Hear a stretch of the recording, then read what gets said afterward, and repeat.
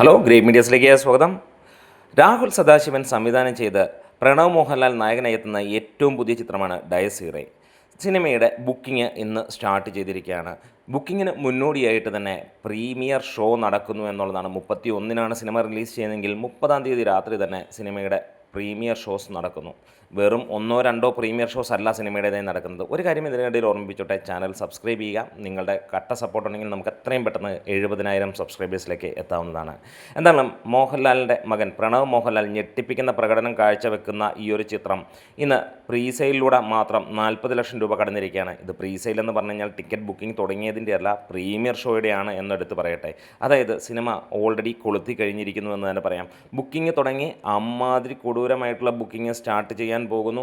എന്തായാലും ഈ ഒരു സിനിമയുടെ കോൺഫിഡൻസ് ഹെവി തന്നെയാണ്. അതുകൊണ്ട് തന്നെ പ്രീമിയർ ഷോ, വമ്പൻ പ്രീമിയർ ഷോ ആണ് വന്നിരിക്കുന്നത്. കേരളത്തിൽ മാത്രമായിട്ട് സിനിമയ്ക്ക് 300-ന് മുകളിലുള്ള തിയേറ്ററുകൾ ഉണ്ടാകുമെന്നുള്ള പ്രതീക്ഷയാണ്. വേൾഡ് വൈഡ് ആയിട്ട് സിനിമയ്ക്ക് 1000-ന് മുകളിലുള്ള തിയേറ്ററുകൾ ഉണ്ടാകും. അതുപോലെ തന്നെ വിദേശ രാജ്യങ്ങളിൽ 500-ഓളം തിയേറ്ററുകൾ സിനിമയ്ക്ക് ചാർട്ട് ചെയ്യപ്പെട്ടിരിക്കുകയും ചെയ്തിരിക്കുന്നു. എന്താണ് പ്രത്യേകിച്ച് ഹെവി പബ്ലിസിറ്റിയോ കാര്യങ്ങളോ ഒന്നുമില്ലാതെ വന്നിരിക്കുന്ന ഈ ഒരു സിനിമ രാഹുൽ സദാശിവൻ സംവിധാനം ചെയ്യുന്നു എന്നുള്ള പ്രത്യേകതയും വയനോട്ട് സ്റ്റുഡിയോസിൻ്റെ ബാനറിൽ വരുന്നു. നമുക്കറിയാം ഭ്രമയുഗം എന്ന സിനിമ എത്രത്തോളം ഞെട്ടിച്ചു എന്നുള്ളത്, ഭൂതകാലം ഏത് റേഞ്ചിൽ ആളുകളെ എത്തിച്ചു എന്നുള്ളത്. വീണ്ടും ഡയസ് ഇറങ്ങുമ്പോൾ അതിന് മുകളിലുള്ള പ്രതീക്ഷ തന്നെയാണ്. എന്തായാലും ഇക്കുറി നടനോ നായകനോ ഒന്നുമല്ല പ്രധാനം എന്നുള്ളത് നമുക്ക് ഉറപ്പിക്കാം. കാരണം രാഹുൽ സദാശിവൻ്റെ സിനിമകളെല്ലാം തന്നെ അങ്ങനെയാണ്. ആര് വന്നാലും നിന്നാലും ഒക്കെ കത്തിക്കും എന്നുള്ളത് തന്നെയാണ്. അത് തന്നെയാണ് ഇതിനു മുമ്പുള്ള സിനിമകളെല്ലാം കണ്ടത്. ഈ സിനിമയും അതേ രീതിയിൽ തന്നെ പോകും. പ്രത്യേകിച്ച് മലയാളത്തിലെ താരങ്ങളെല്ലാം തന്നെ അഭിനയത്തിന് സമ്പന്നന്മാരായതുകൊണ്ട് തന്നെ ഒന്നും നമുക്ക് നോക്കാനില്ല. ഇവിടെ പ്രണവ് മോഹൻലാലിൻ്റെ മിന്നുന്ന പ്രകടനം കാണാം എന്നുള്ളത് തന്നെയാണ്.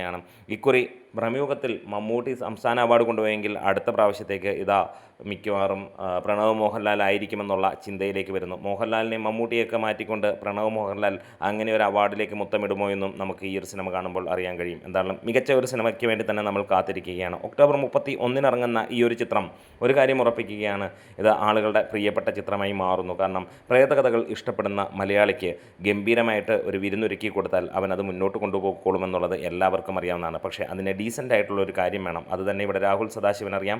അദ്ദേഹം ഇതിനു മുമ്പുള്ള 2 സിനിമകളും അതിഗംഭീരമായിട്ട് ഒരുക്കിയെങ്കിൽ ഈ സിനിമയും അതിന് മുകളിലേക്ക് തന്നെ എത്തിക്കുന്നു.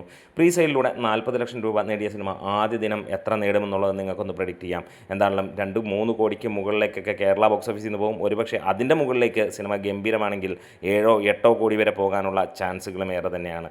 എന്തായാലും ഡയസ്, ദ ഡേ ഓഫ് റോത്ത് എന്നുള്ള ആ ഒരു ചിത്രത്തിന് വേണ്ടി ആരൊക്കെ കാത്തിരിക്കുന്നു? വീഡിയോസ് ഇഷ്ടമായെങ്കിൽ ഒന്ന് സപ്പോർട്ട് ചെയ്ത് തരണം. അപ്പോൾ ഗ്രേറ്റ് മീഡിയാസ്.